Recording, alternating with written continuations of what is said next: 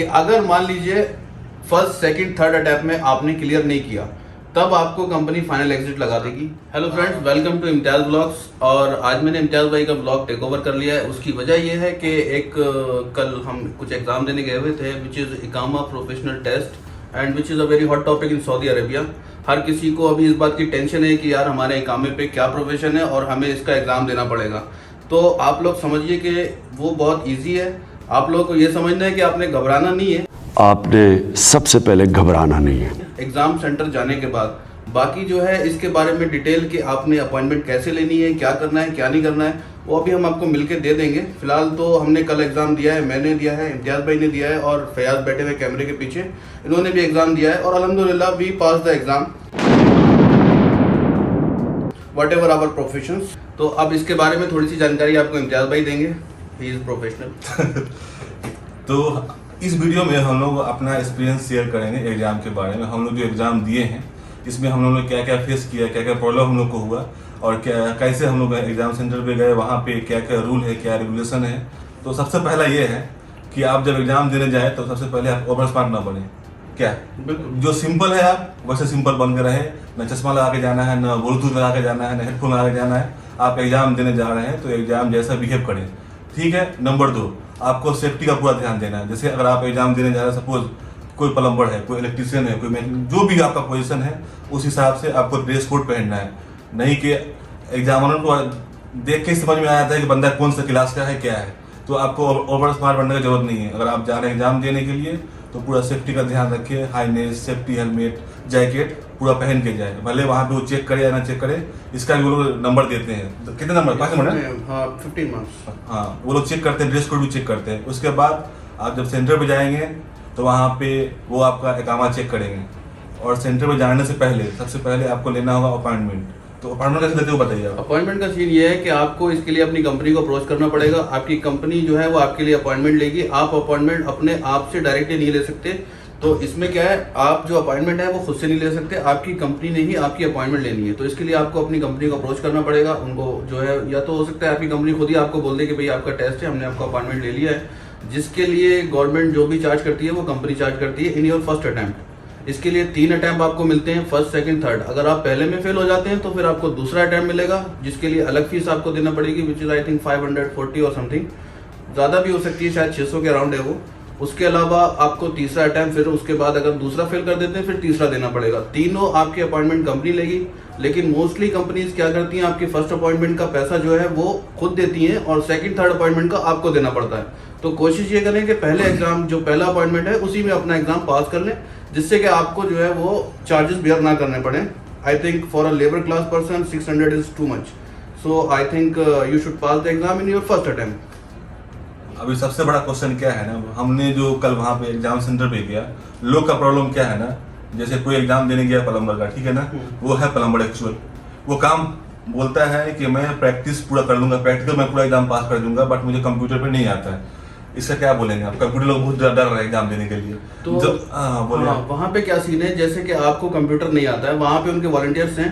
आपको अगर पढ़ना नहीं आता है, आपको कंप्यूटर क्लिक करना नहीं आता है, उनके वॉलंटियर्स हैं। आप उनके वॉलंटियर्स को बुला सकते हैं कि भाई मेरे को ये समझ नहीं आता। वो आपके पास आके खड़ा होगा, आपको क्वेश्चन रीड करके बताएगा, 4 ऑप्शन है वो बताएगा, आप बता दो उसको कि ये सही आंसर है, वो टिक कर देगा। तो ये कोई मसला ही नहीं है, इसमें कोई टेंशन वाली बात या घबराने वाली बात कुछ भी नहीं है। और सेकंड प्रॉब्लम, हम लोग जो एग्जाम देने गए सेंटर पे, तो हम लोग देखे ही क्या क्या हुआ।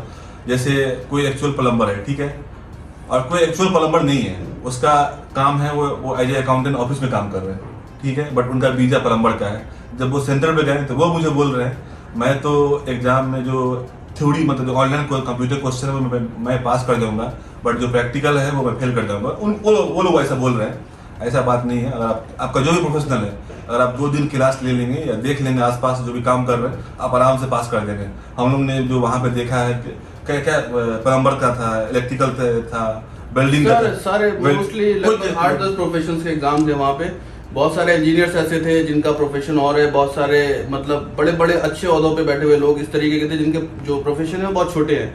लेकिन उन लोगों ने भी क्या है कि कुछ दिन अपने एम्प्लॉयर से बात करके कहीं दूसरे तरीके से मतलब कि काम को सीख के जा सकते हैं, कर सकते हैं, क्योंकि अब ये गवर्नमेंट का रूल है। तो इसमें जो है ना, आपको इसके अलावा कोई और ऑप्शन बचता नहीं है आपके पास।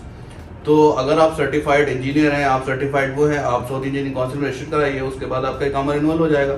इन केस आपको कोई ऐसा प्रोफेशन है आपके पास जिसका आपके पास सर्टिफिकेट वगैरह नहीं है, लेकिन आपका प्रोफेशन दूसरे तरीके का है, यानी कि इन केस आप किसी ऑफिस में काम करते हैं, आपका एक काम प्लम्बर का है, वेल्डर का है, या फिर इलेक्ट्रिशियन का है, या फिर मतलब किसी भी प्रोफेशन का है, ऐसे प्रोफेशन का आई थिंक 1000 से ज़्यादा प्रोफेशन ऐसे हैं जिनका ये लोग एग्जाम कंडक्ट करा रहे हैं। आप जाइए, बेफिक्र होकर एग्जाम दीजिए। Mostly they are very supportive people out there, बहुत ही ज़्यादा सही से वो आपके साथ डील करते हैं और बहुत ही अच्छे से आपका एग्जाम दिलाते हैं। हमारा एक्सपीरियंस तो बहुत अच्छा था। तो आप नहीं, क्योंकि अभी हम लोग इस वीडियो में हम लोग जो एग्जाम दिए हैं, हम लोगों ने क्या क्या क्वेश्चन का आंसर किया है, क्या क्या प्रैक्टिकल दिया है, ये हम लोग नहीं बोल सकते इसको, क्योंकि कुछ चीज जो होता है वो पब्लिक में लाना अच्छा नहीं होता है। हो सकता है बाद में, अभी हम लोग ने एग्जाम दिया, ठीक है, अभी हम आपको दिखा देंगे वीडियो में क्यों ऐसे दिखाया आप लोगों ने यूट्यूब पे। अगर आप लोगों को कुछ पर्सनल हेल्प चाहिए या कुछ बात करना है हम लोग से एग्जाम के बारे में, तो आप हम लोग के इंस्टाग्राम पे है मैसेज कर सकते हैं। एक मैं बहुत ही ज्यादा इंपॉर्टेंट बात बोलना चाह रहा हूँ कि कल मैंने एक इंडियन को देखा वहाँ पे एग्जाम सेंटर के बाहर, जिसके पास एक स्लिप थी, जो कि चीटिंग करने की कोशिश कर रहा था।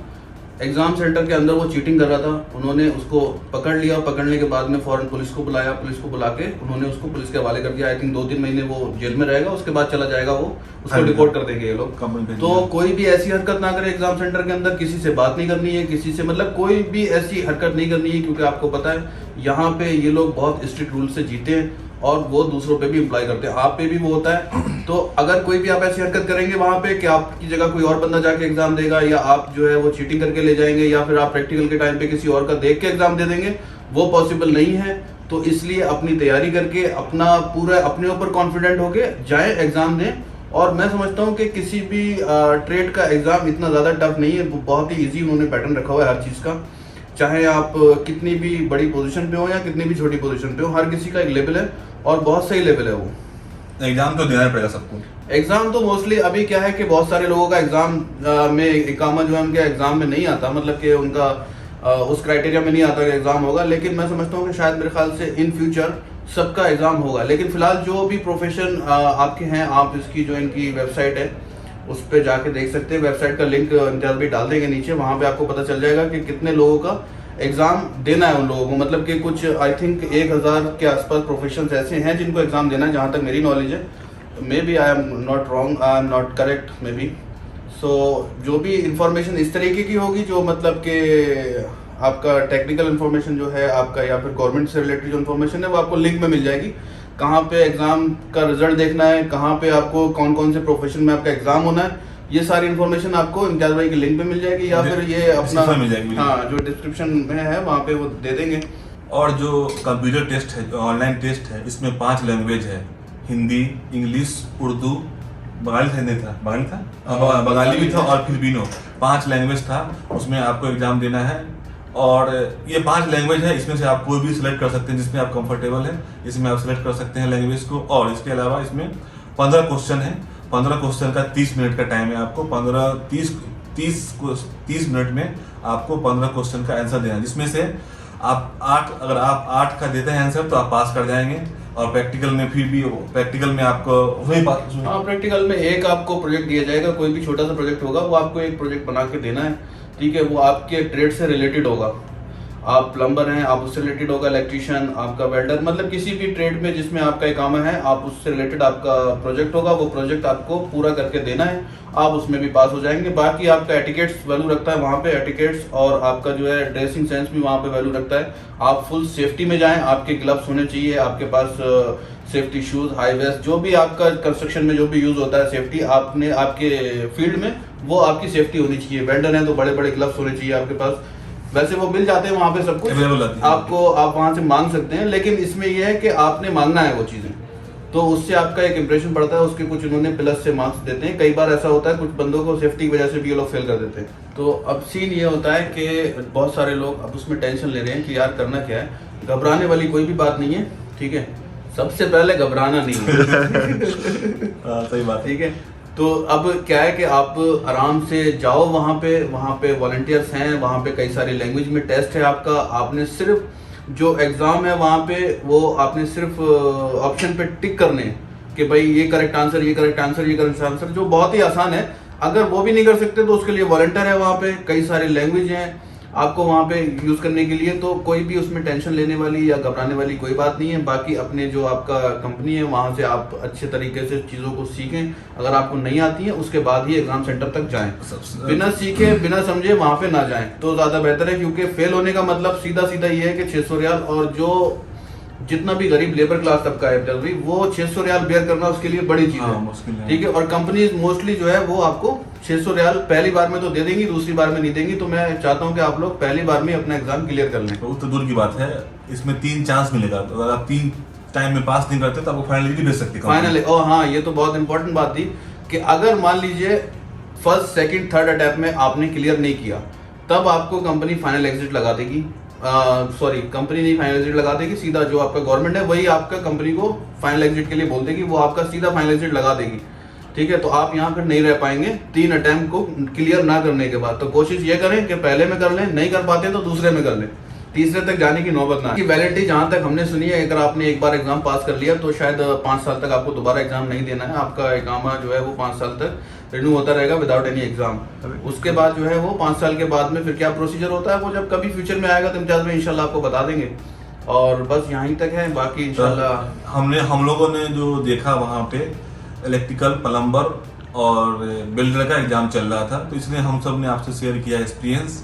अगर आपको कुछ और जानना है तो आप कमेंट कर सकते हैं वीडियो पे, और या कुछ और पर्सनल कुछ जानना है तो आप हम लोग से कांटेक्ट कर सकते हैं इंस्टाग्राम पे। वहाँ पे आप लोग को हम लोग अपना कुछ देंगे सजेशन। तो आज की वीडियो को यहीं पे करते हैं एंड। अगर वीडियो अच्छा लगा है तो एक लाइक कर दीजिए, अगर चैनल पे नए हैं तो सब्सक्राइब कर लीजिए।